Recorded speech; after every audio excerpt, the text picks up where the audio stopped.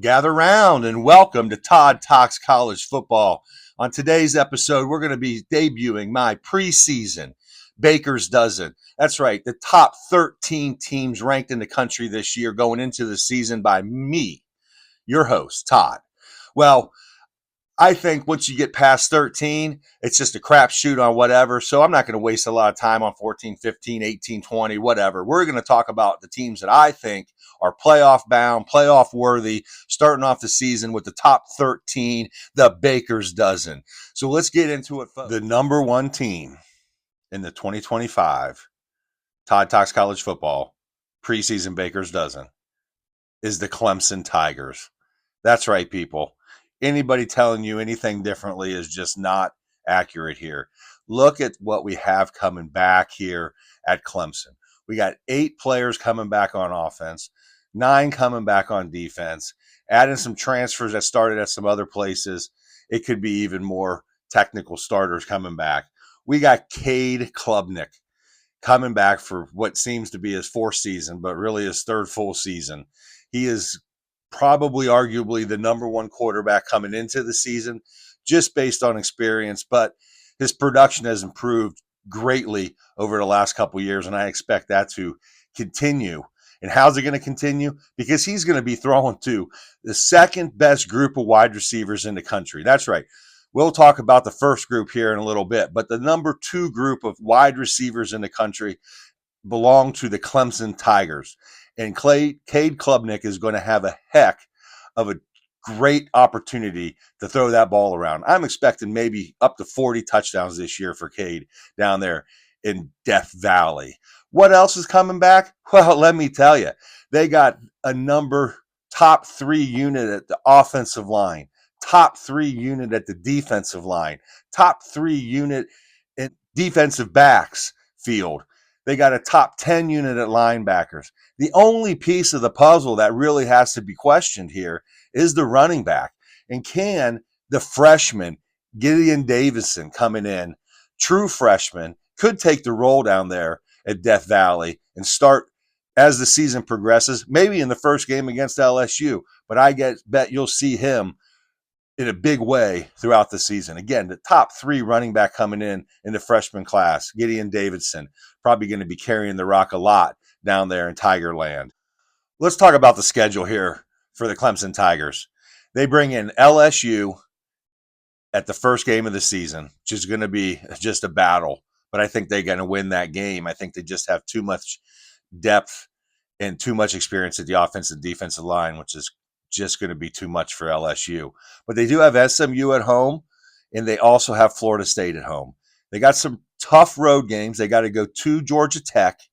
They got to play Louisville on a Friday night, and then they got to finish the season down there at South Carolina. So this is going to be a challenging schedule, but they also have North Carolina and Boston College on a back-to-back road games there in October. So that'll be a little bit of a challenge. We'll see where those teams are.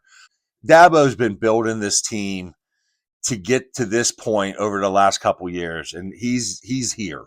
He's got this team. He's got the players. He's got everything he needs. He's got in my opinion, a schedule that's definitely manageable, workable. So he should be really at the end of the season probably a top 4 team in that playoff contention.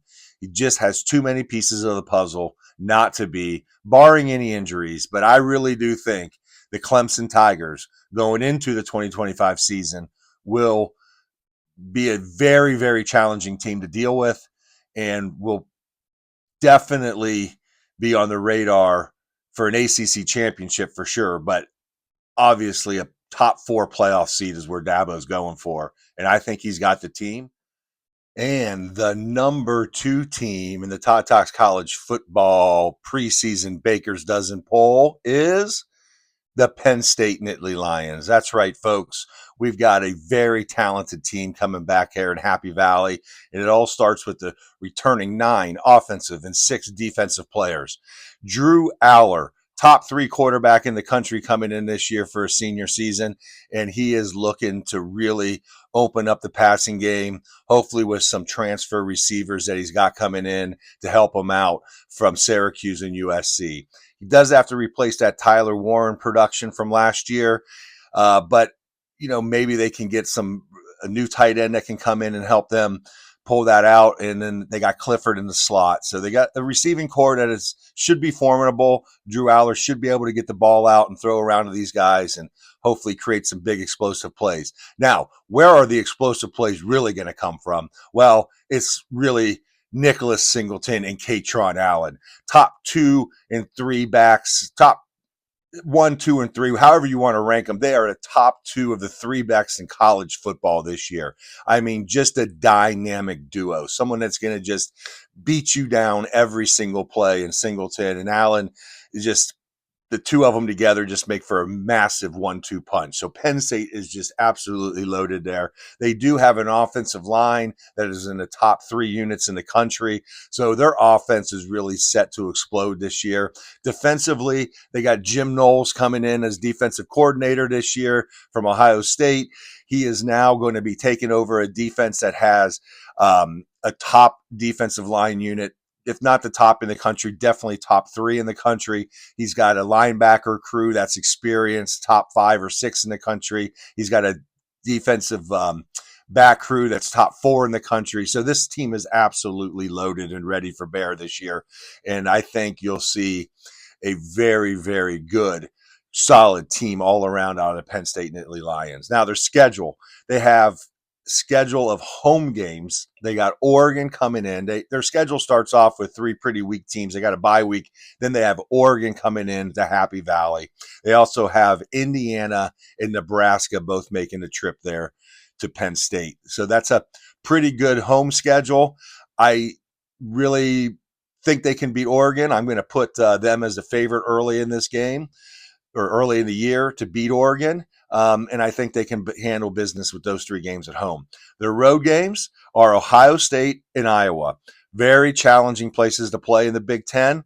So they're going to have their work cut out for them there. I think they can split those games and end up with the 11-1 season based off the schedule that I'm looking at. 10-2 at the very worst. That would be a slip up probably at home to Oregon, which, again, I'm not seeing that coming, especially if it's a whiteout game at Happy Valley. So we got Jim Knowles as the new defensive coordinator.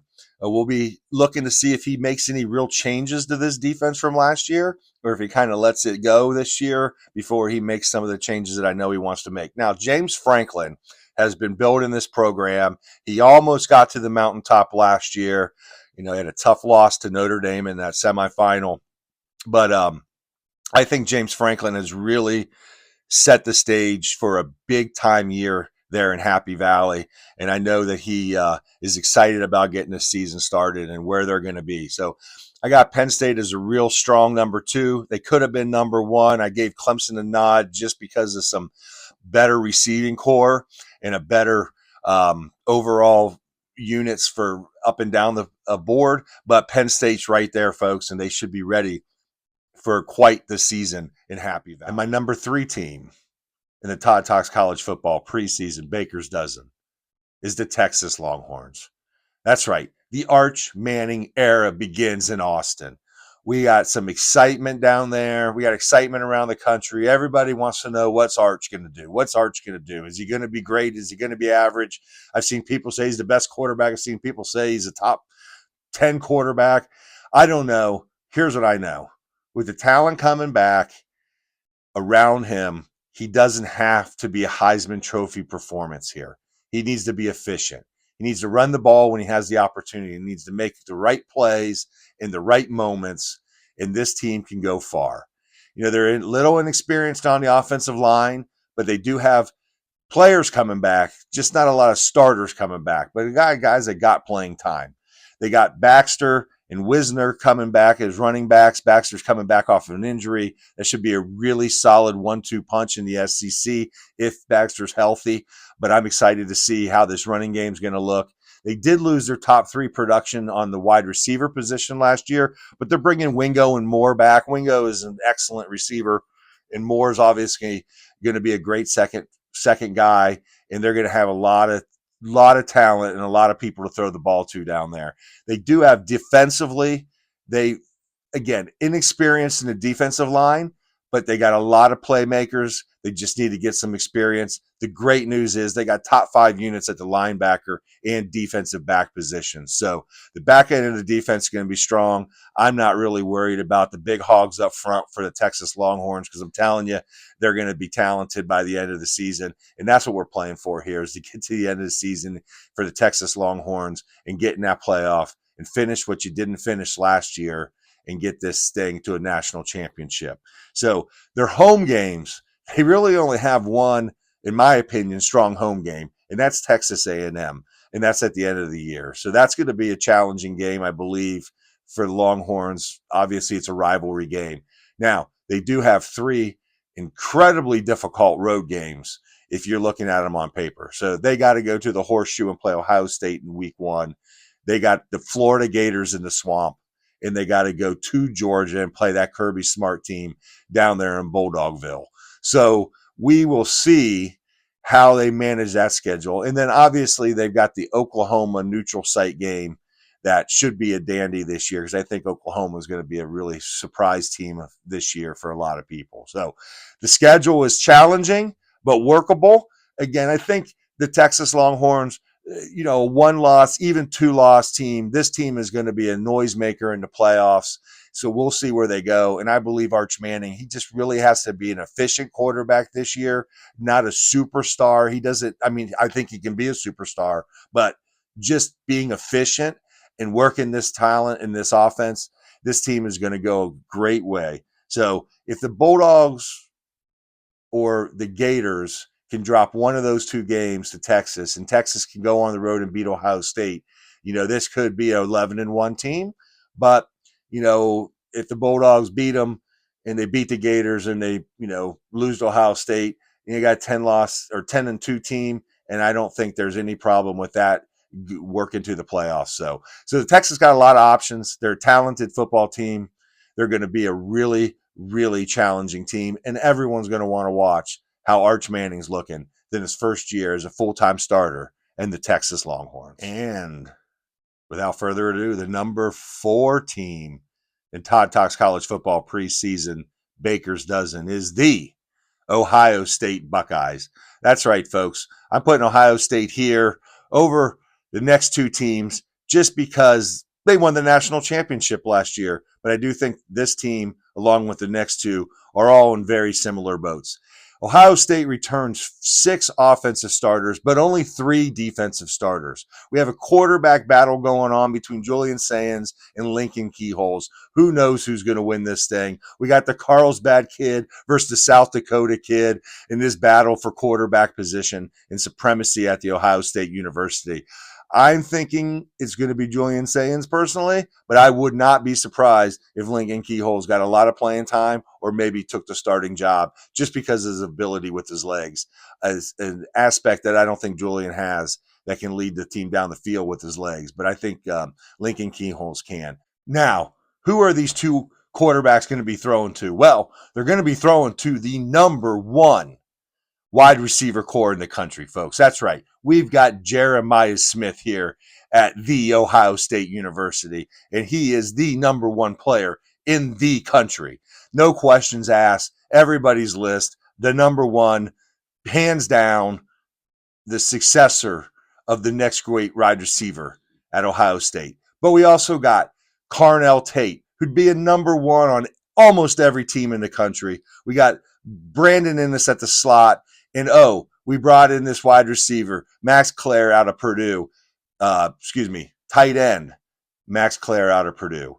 He will be a very big difference maker for this offense and whoever's throwing the ball when you got a guy like him that can clear out the middle of the field and Jeremiah Smith and Carnell Tate. It's just going to be scary if the ball can get out of the hands of these quarterbacks and get into the receivers.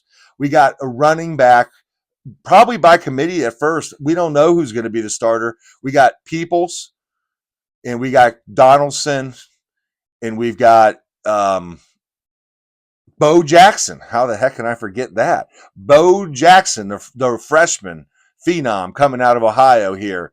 So it might be a running back by committee. It could be a little bit of who's got the hot hand per game, but I'm pretty comfortable with those three guys and some more depth that they have that they're going to be able to find someone that carry that rock when the going gets tough in the Big Ten. So we've got a defense now. Question marks interior defensive line. Is the depth there to sustain a whole run towards a college football national championship? I'm concerned a little bit on the interior defensive line.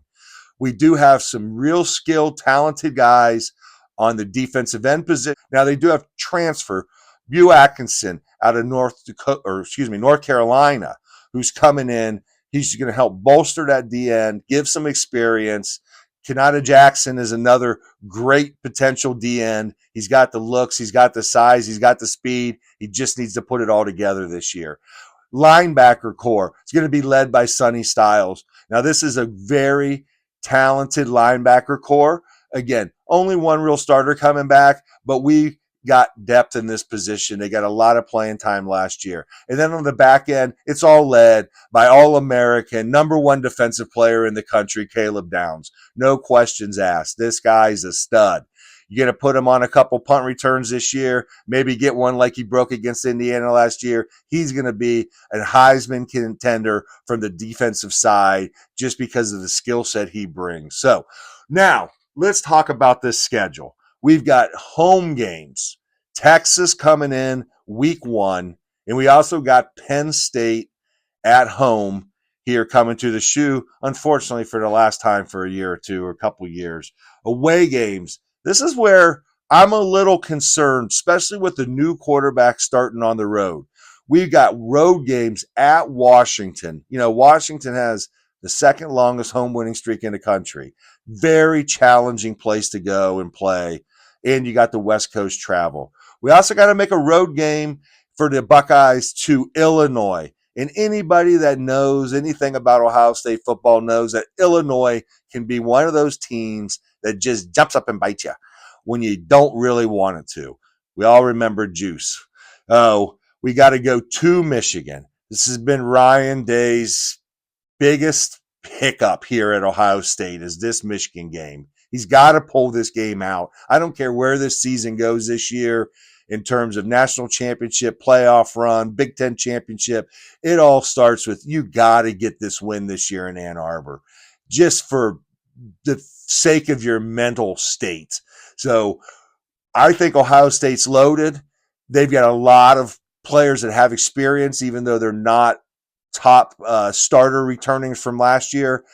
It's just going to really depend on can this quarterback, whether it be Julian Sands or Lincoln Keyholes, can they move this offense? Can they get this ball rolling and let this juggernaut go? We got Matt Patricia coming in as the defensive coordinator. It probably be some changes from where Jim Knowles was. So I'm really excited about where this season's going for Ohio State. Although I do think it's going to be a battle royale in the Big Ten, you know, between Oregon, Penn State, and Ohio State. Ohio State really only has to play Penn State in that group. So we'll see. I'm looking at a 10-2, 11-1 season here. I'd be surprised if it was anything worse than that. And a top 4 to top 6 playoff spot for this Buckeye team in 2025. All right, the number 5 team in the Todd Talks College Football Baker's Dozen preseason poll is the Alabama Crimson Tide. That's right, folks. Alabama is getting back into playoffs this year after a couple-year hiatus, but DeBoer has them moving down there in the right direction, and we've got some real talent coming back on this Alabama team, which is why I'm putting them right behind Texas to start the season in the SEC. Offensive-wise, they got 7 starters coming back. On the defense, they've got 8 starters coming back. The only position in question really this year going into the season is the quarterback position. We got Ty Simpson and Austin Mack. We also have a freshman coming in, and there's a potential that he could see some playing time. But I really do think both either Tyler Simpson or Austin Mack will move this offense enough, and the players around them will keep them going to the right direction. So, and you're talking about units outside the quarterback. Every single unit on the Alabama team is ranked in the top 10, and it's led by their receivers and their defensive backs. Now, this receiving core was super sophomore Ryan Williams, just an absolute tremendous talent down there in Tuscaloosa. We got Horton and Bernard coming back as receivers also, so they're going to be loaded in that position. We got Jam Miller returning at the tailback position. They got a stable of tailbacks down there. Who else is going to work their way into rotation, carrying the rock down there at Alabama? Defense is just stacked. Like I said, top 10 units all around. Defensive line, linebackers, defensive backs. It's just a loaded football team. They're ready to go. They got Ryan Grubb coming in as the offensive coordinator, following DeBoer down there from Washington after a year staying up at Washington. He's now bound down in Alabama, and it's going to be real exciting to see how he changes up this offense a little bit from last year with Jalen Milroe. I think it's probably Ty Simpson's job to lose here to start the season. We'll see where it goes as the season moves on. All right, schedule-wise, not the toughest schedule in the SEC, but still a very challenging schedule to say the least. Home games, they're going to be playing Tennessee, LSU, and Oklahoma at home. Road games, they got to start at Florida State. Now, we all know Florida State was 2-10 last year, but they got a new revamped stadium they're bringing up this week or this season to start the season. You know, they got a lot of chatter down there how they're going to hang with Alabama. So we'll see about where Florida State is and where they're ready to go. But I think Alabama's going to win that game pretty easily. They got to go on the road to Georgia. They got to go on the road to South Carolina. And they got to go on the road, obviously, in the Iron Bowl at Auburn. So this is going to be a real challenging test for Alabama, but I really do think that the pieces are in place for this Alabama team to get back to a point where we're used to the Alabama team playing, which is a playoff run. And this year's team is definitely skilled enough to make that run into the playoffs this year. I'm looking at them.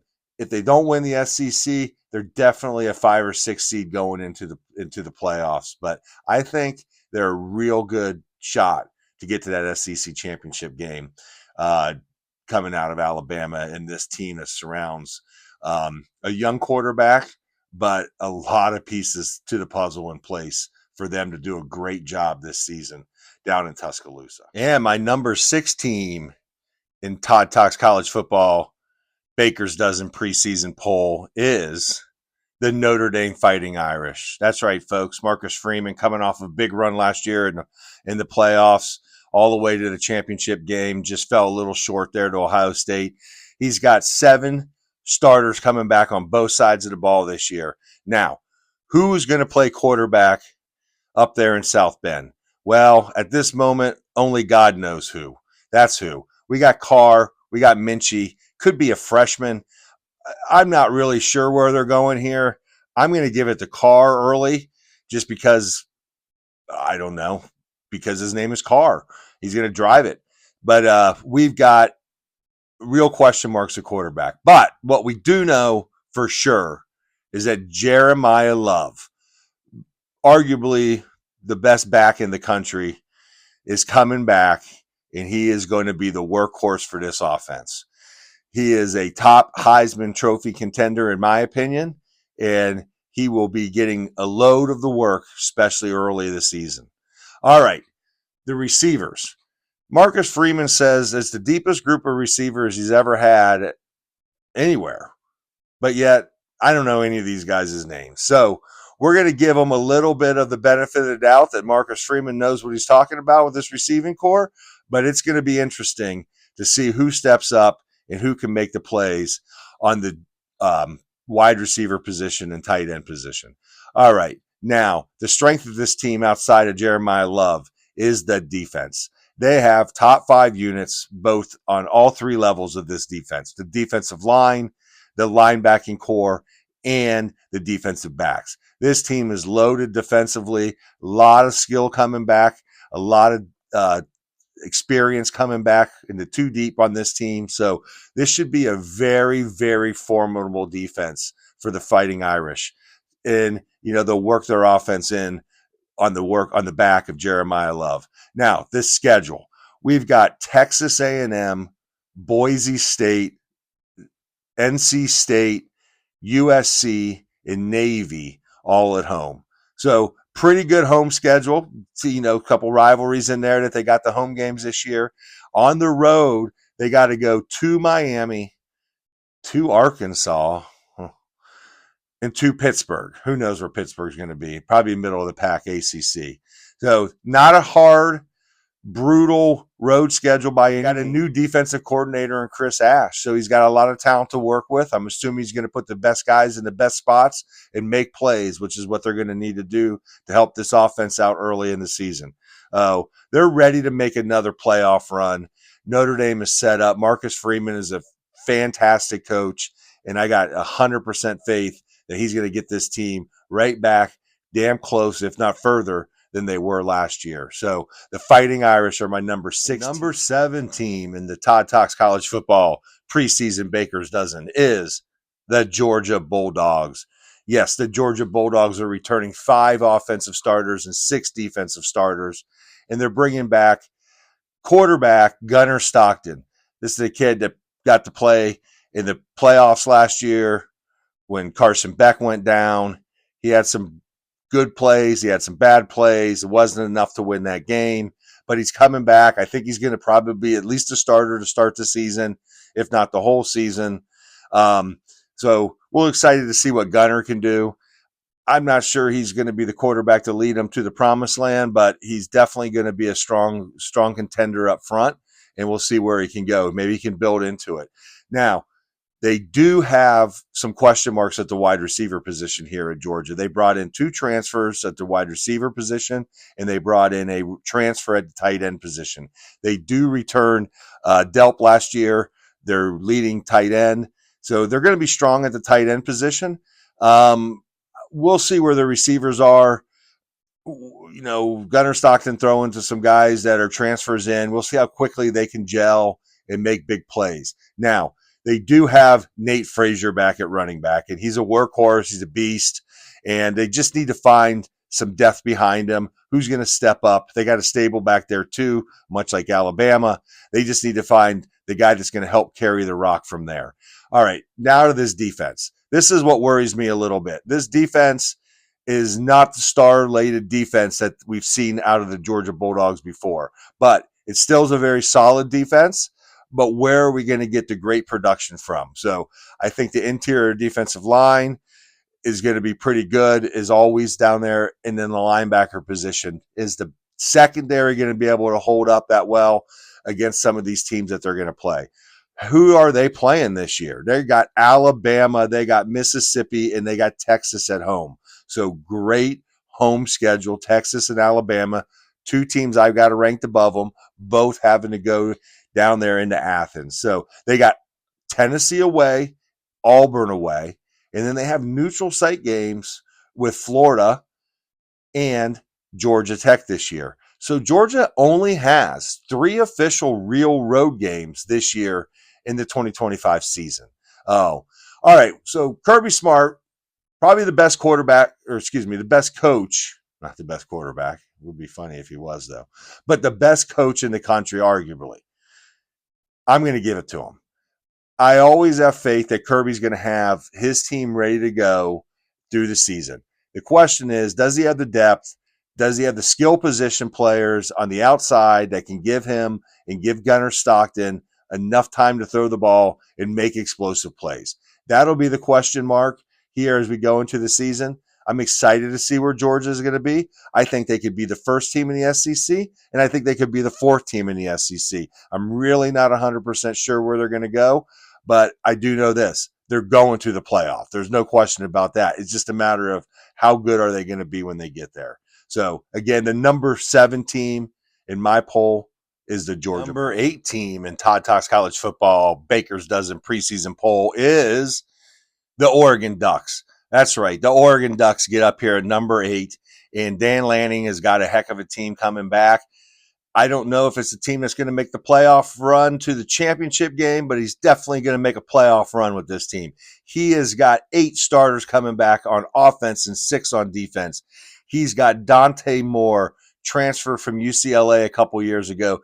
Kid shows some flashes of brilliance up there a couple years ago at UCLA. He's he's got all the tools. He just needs polished up. And he's had a year last year to sit behind Gabriel and see how it's done. And I think he's going to be ready for the challenge, and that's Dante Moore.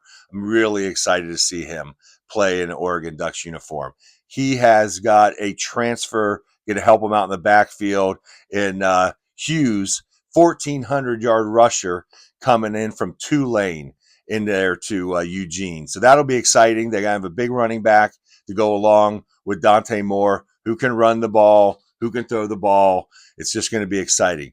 And what's really going to be exciting is the freshman phenom coming in, Dak Moore. Let's just call him Quack Moore, because this kid is going to be phenomenal, fantastic. He is going to be the number 1 receiver coming in this year in the country. He's got speed. He's got skill. He is going to lead this Ducks offense. Maybe not the first week, but throughout the season, he is going to be a real playmaker for the Oregon Ducks. Defensively, now this D has top 20 units up and down, both in the D-line, linebackers, and in the secondary. Are they strong enough to get to the national championship game this year? I got my questions on that. But I will say this. They do have talent. They do have depth. And it's just a matter of them gelling together. They got to get some big wins this year, and a couple of them on the road. So we'll see how that defense holds up. All right, speaking of on the road and home, they have home games against Oklahoma State and Oregon State. So they play 2 OSUs, but not the OSU. They also have Indiana and USC at home. Now, it gets a little bit more tricky when they hit the road. They hit the road with Penn State, Iowa, and at Washington to finish the season. So we already talked about Washington having second longest home win streak in the country. So it's going to be a challenge there. Going to Happy Valley is obviously going to be a challenge. I hope that game is going to be a whiteout. I'm not sure where it's scheduled yet.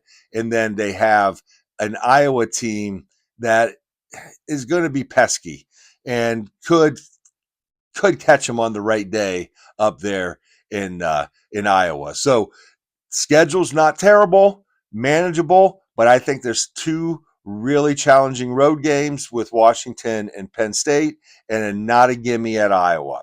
All right, Dan Lanning has been building this team for 4 years. He's doing a tremendous job. I tell you, I like Oregon this year, but I really like Oregon next year, especially if they can get some play out of Dante Moore and he comes back for another season. Oh, I'm going to say Oregon is definitely a playoff team. I don't know if they're much past the first round team this year, but boy, going into next year, I think they may be the favorite to win it all. So, all right, my number 8 team in this year's preseason poll is the Oregon Ducks. Number 9 team in Todd Talks College Football preseason Baker's Dozen poll is the Florida Gators. The Florida Gators are returning 8 starters on offense and 7 starters on defense. And this might be a surprise pick for some of you, but it's no surprise for people that are paying attention. And the number 1 reason is DJ Lagway. Let me tell you, if DJ Lagway can stay healthy this year, this could be a contender, folks, a real solid contender. The question is, can DJ stay healthy? All right, we've got O-line, top 5 unit coming in for the Gators. So you're going to give protection. That's going to help him stay a little healthier. He's also got a solid running back crew coming back with 2 of the top 3 rushers from last year coming back in Ball and Jackson. They'll be back running the ball. It'll be a pretty solid running game. DJ can run too. Wide receivers, they got a freshman coming in by the name of Dallas Wilson. Now, he's top 5 receiver, freshman coming in. I think this kid's going to get immediate playing time down there for the Gators. They got some other solid receivers in Eugene Wilson, who got some catches last year. I think he'll have a little bit more breakout year this year. Again, the Gators should be pretty good offensively as long as DJ Lagway stays healthy. Defensively, they've got a solid defense at all levels. They just need a little bit more experience, but I'm pretty comfortable that this defense is going to be a top 5 defense in the SEC. So that's going to give them a chance to win these games if DJ Lagway can stay healthy. All right, schedule-wise, the Florida Gators, they are going home games, Texas, Tennessee, and Florida State. So the rivalry game against Florida State and Tennessee, both at home, and Texas having to come in down to Gainesville.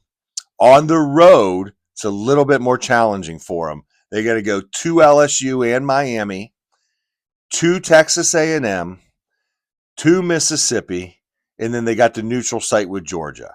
So really, where does this team really boils down to this? They've got back-to-back games at LSU and at Miami late September. Then they got a bye, and they got Texas at home and Texas A&M on the road. So there's a 5-week period there with the bye in between them. Back-to-back road games, LSU, Miami, home Texas, away Texas A&M. We're going to know right after that game against Texas A&M, and maybe even going into it before that, exactly where Florida's sitting, because that is a brutal 4-game stretch right there with the bye sandwiched in between. So 3 of them on the road. The question is Billy Napier. Can Billy Napier get this team to where the talent level is right now? And I don't know that Billy Napier isn't going to outcoach himself. And that's what I'm concerned about with him. So he needs to get this team just moving and playing well, and he needs to stay out of the way and let DJ Lagway, if he's healthy, just let this team on his back and carry him. Because I'm telling you, the kid's 6-0 as a starter in games that he's finished. He's 6-1, and we all saw that game against Georgia last year. I don't know many people that don't think they would have won that game if DJ Lagway stays in it. So we will see about the Gators. I really think this team, I'm looking at the record as 9-3, but I think a 9-3 Gator team with this schedule, depending on exactly where the losses come from, I think it's a playoff team. I think an SEC team at 9-3 is getting in the playoffs this year, and I think that the Florida Gators have a real good chance of being no worse than 9-3, and if they get one of these wins, they could be 10-2. I'm looking for a big season, and again, this is if DJ Lagway stays healthy, and that's the if, and that's the question that we all need to see where that goes this year. And the number 10 team in Todd Talks College Football preseason Baker's Dozen is the LSU Tigers. That's right, folks. Brian Kelly, I think, is fighting for his job this year down there in Baton Rouge. We'll see how this season goes for him. But the good news is he's got Garrett Nussmeier coming back at quarterback. He's also returning 8 offensive starters and 8 defensive starters to this team, which should bode well for the experience level. This team has a loaded wide receiver core, top 3 in the country. So Garrett Nussmeier is going to have some real weapons to throw the ball to. He also has an O-line that is going to need work. And that's what scares me a little bit, especially coming in to the first game against a Clemson team, which is just absolutely loaded at the D-line. So can the Tigers of LSU get that offensive line in shape for that first road test of the season in Death Valley, Clemson?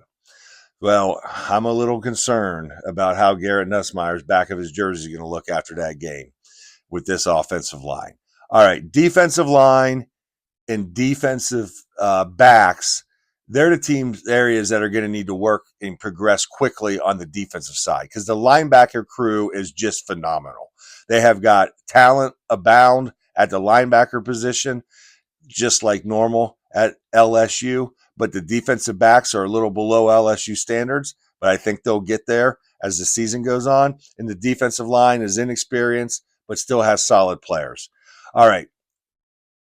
where are we looking at in this schedule? They've got a very challenging schedule.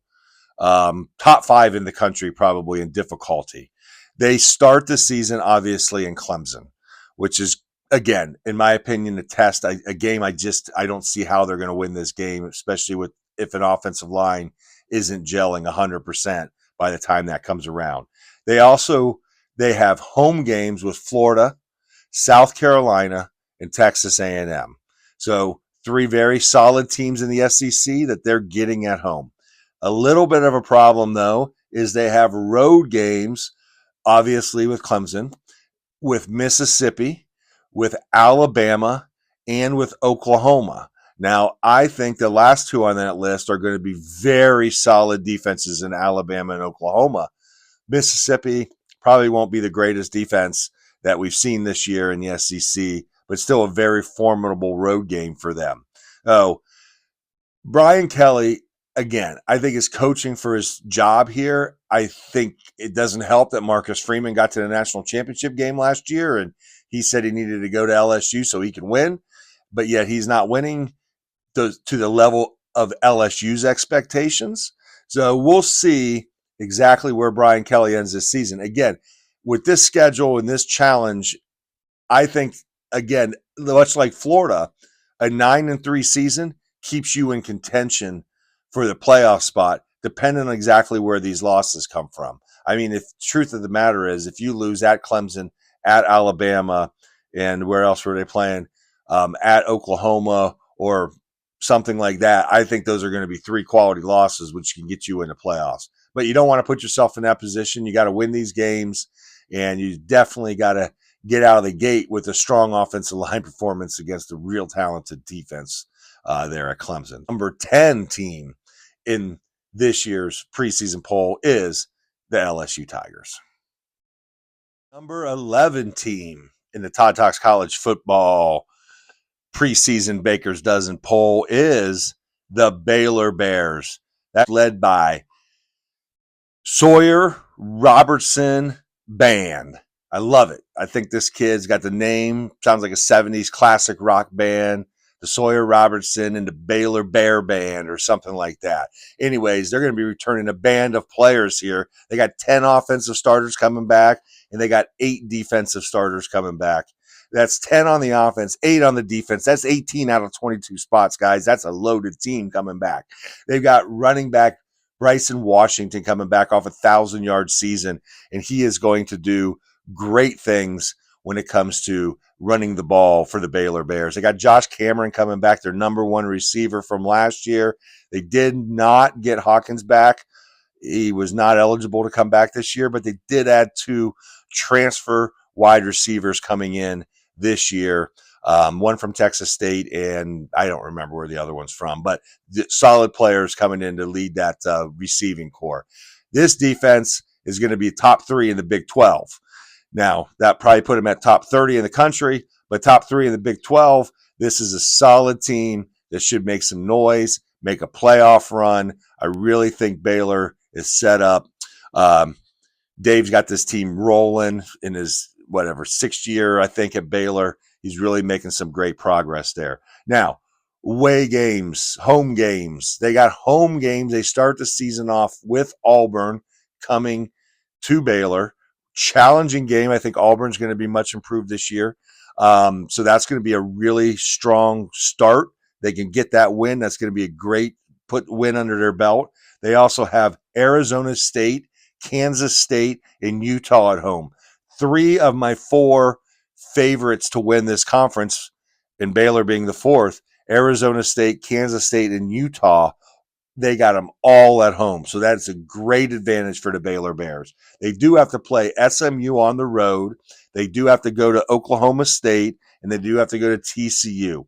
2 teams that I think are middle of the pack, Big 12 teams, so not a challenging road schedule comparative to their home schedule, which they got all the tough games. So we'll see where SMU is when they play them. I think that should be a shootout game. I'm going to give my favor to the Baylor Bears at this moment on that. Oh, now, in their first 6 weeks, this is just a brutal, brutal schedule. They're going to go Auburn at home, at SMU, Arizona State at home, at Oklahoma State, K-State at home, at TCU. So this is a very challenging start to the season. That's like 7 weeks of pretty tough games for them. So we'll see where they are at the end of that. But I think this is a very, very, very logical choice to put up as at least one of the two teams in the Big 12 championship game, the Baylor Bears. My number 11, 12 team in Todd Talks College Football preseason Baker's Dozen is the Illinois Fighting Illini. This team, Brett Bielema, has been building and building, and this team is ready to prove it on the field this year. They got 10, that's right, 10 offensive starters and 9 defensive starters returning to this. This makes this team the most, by far, experienced football team in the country. They have experience at every level, and they have a great quarterback in Luke Altmaier coming back. I really like what this kid does. He's not going to be Heisman Trophy moments or statistics, but he is a solid player.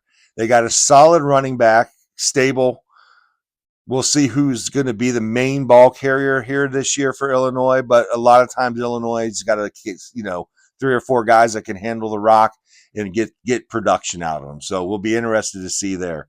They do have some wide receivers returning, and they also have some kids that they need to get up to speed really quick. So not a dynamic team. They're not going to go smoke you at 45 points on offense. Just a solid, normal Brett Bielema team that's going to be tough and physical.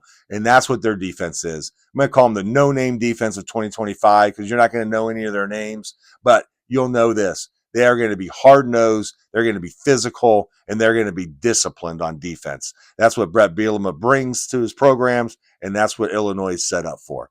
I really like this schedule for them. They have USC and Ohio State at home. I think those are 2 games that the advantage gives them.